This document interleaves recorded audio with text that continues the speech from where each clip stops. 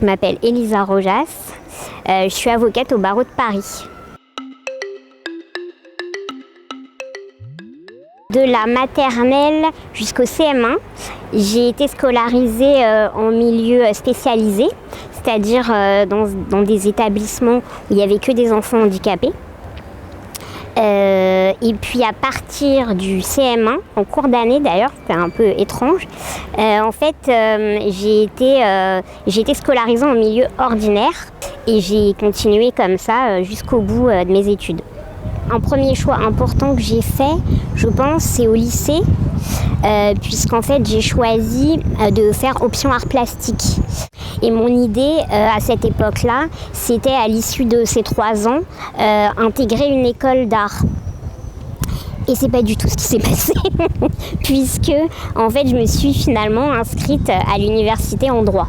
Dès que j'ai commencé à l'université, j'ai adoré quoi. Tout de suite, vraiment en quelques semaines, j'ai compris que j'avais fait le bon choix et que j'étais exactement là où je devais être, ce qui est très rare dans une vie de se sentir exactement là où on doit être.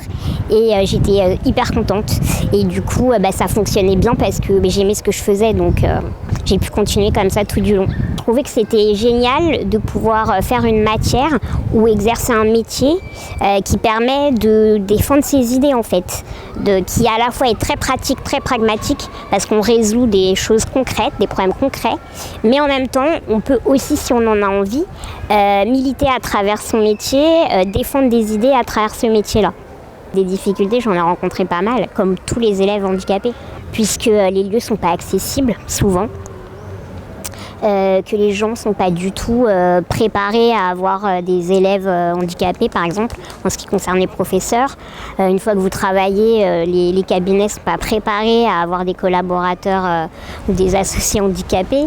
Donc, puis les lieux de justice ne sont pas plus accessibles non plus. Donc oui, donc les difficultés techniques, elles sont régulières en fait. Moi, j'aurais aimé dans l'idéal que les gens soient plus honnêtes sur le monde du travail et la valeur des diplômes. Parce que même quand vous êtes un bon élève ou une bonne élève, en réalité, une fois que vous êtes diplômé, il y a d'autres choses qui jouent et qui peuvent entraver votre accès au marché du travail. Il y a de la discrimination, ça existe.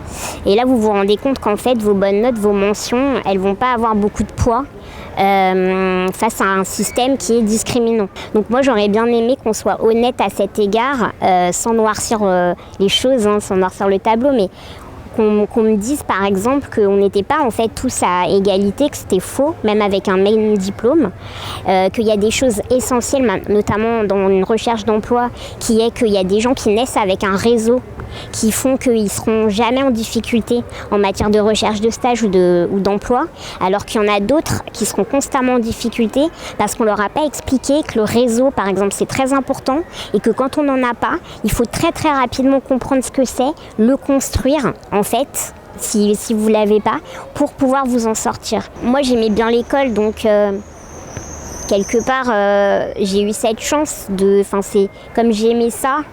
C'est quand même plus simple quand on aime ça de faire des études un peu longues et tout. Mais je pense qu'il y a plein de façons d'arriver à faire ce qu'on a envie de faire.